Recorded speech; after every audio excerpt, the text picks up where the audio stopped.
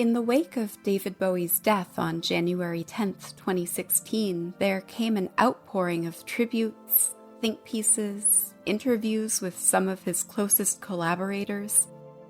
And the themes of these often centered around who he was as an artist and an innovator, and what he represented to his listeners.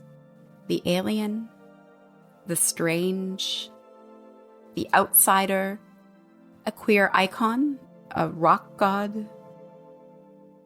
6 years on, and the tribute performances have piled high, and yet one piece of his music seems to echo, coming up as a sort of shorthand for what he represents. This song captured, perhaps more than any other he produced in his nearly 50-year career, our relationship to the very idea of David Bowie.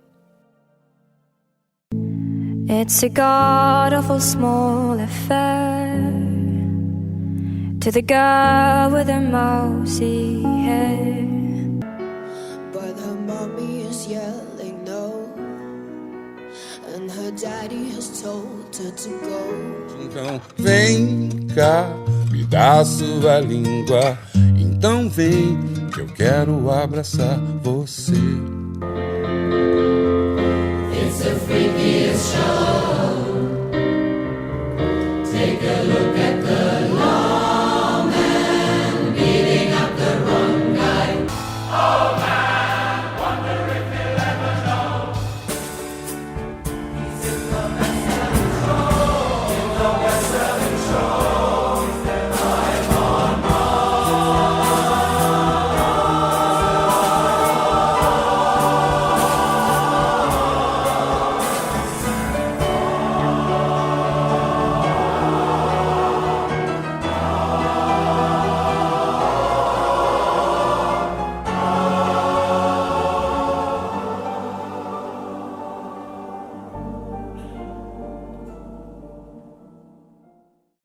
Life on Mars was released on December 17th, 1971 as the fourth track on Hunky Dory, appearing between 8-Line Poem and Kooks.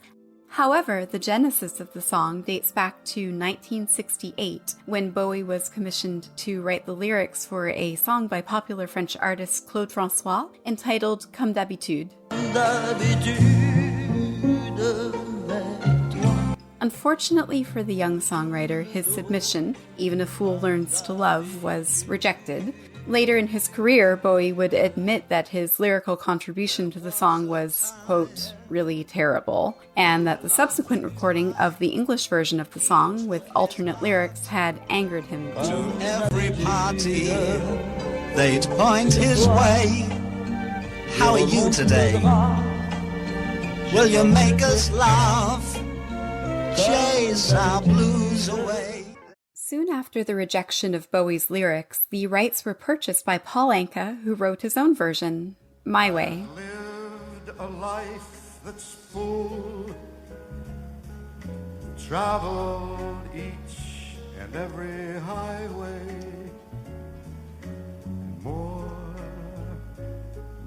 than this, I did it my way. Undeterred, Bowie recycled the song, vowing to create something as big as Anka's version, almost as an act of revenge. Oh, I'm sorry, but it wasn't very good, so we got Paul Anka to do it. So I was really pissed off. I thought, oh, it should have been my song, you know? So I thought, okay, I'll write my own version. So it's My Way on Mars. New lyrics were written in early 1971 before recording the album version on August 6th of the same year. Musicians appearing on the album recording included his future Spiders from Mars lineup of Mick Ronson on guitar, Trevor Bolder on bass, and Mick Woodmansey on drums, and rounding out the group was Rick Wakeman on piano. Lyrically, the song focuses on themes of alienation, loneliness, and disillusionment with modern life. In an interview later in his career, Bowie clarified that the alienation explored in the song was not only external or social isolation, but also alienation from oneself and one's emotions. themes that would resurface throughout his career as he approached the topic from alternate angles and through a multitude of characters. Of the song's protagonist, Bowie once offered this interpretation of his work. I think she finds herself let down. I think she finds herself disappointed by reality.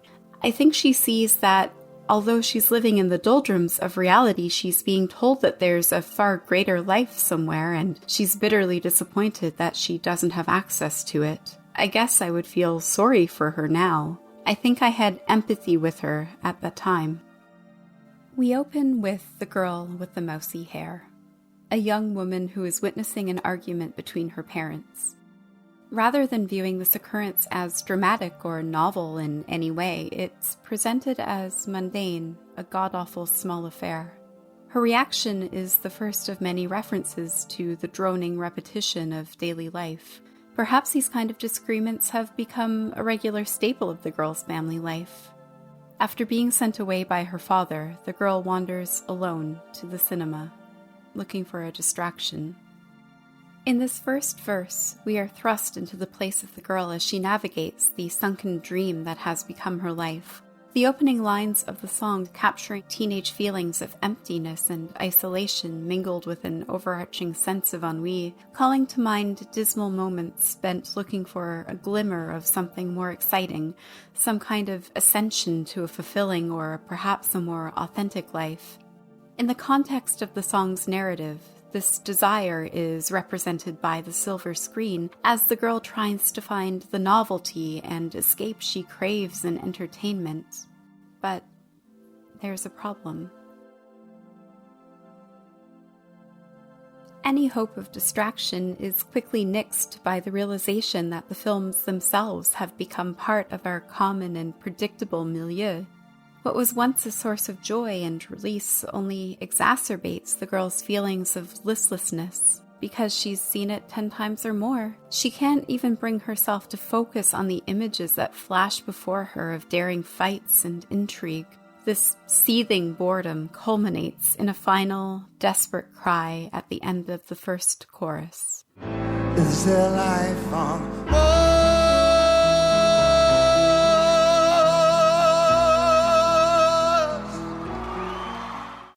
Is there life on Mars?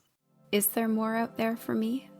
Outside the shelter of suburbia and respectable society? Is there a place so alien and so exhilarating that I can finally feel that lost sense of wonder again? Are there others like me who feel outside and alone, who don't easily mesh with those around them? Where might they live? And how can we find each other?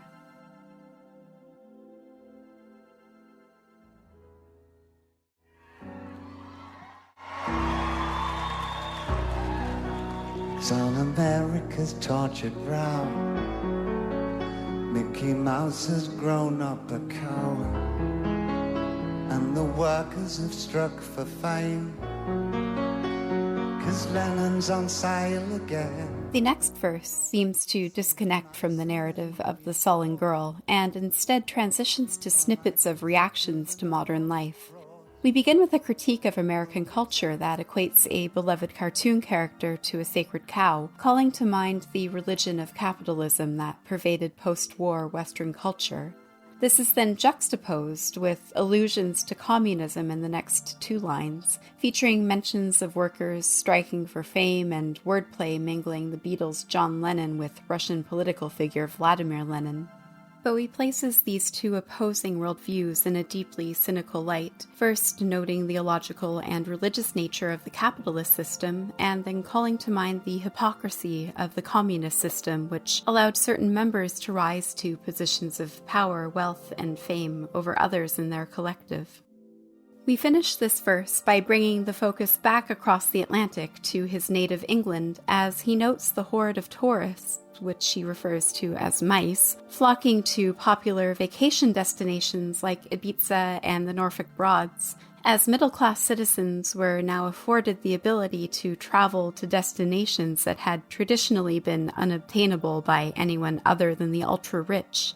He alludes to the class divide of his nation, stating that the patriotic Rule Britannia is now beyond common subjects such as his mother, dog, and clowns. The low and middle classes are drifting further and further away from the reverence once felt for those in positions of power, putting such concerns out of bounds and out of mind.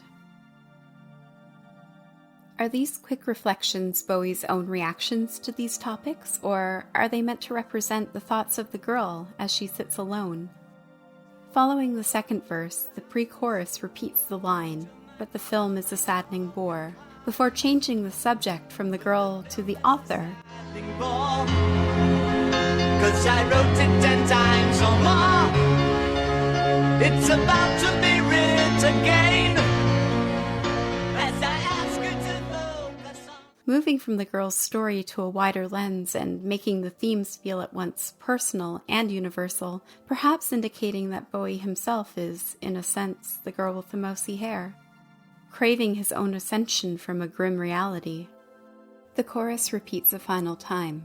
However, as the narrative gains distance from the singular story of the girl, the words take on a more personal tone, inviting the listener into the disillusionment alongside the protagonist. When the final line is delivered, it resonates even deeper than before, pulling us into the longing and wistfulness, offering catharsis in 5 simple words. Is there life on Mars?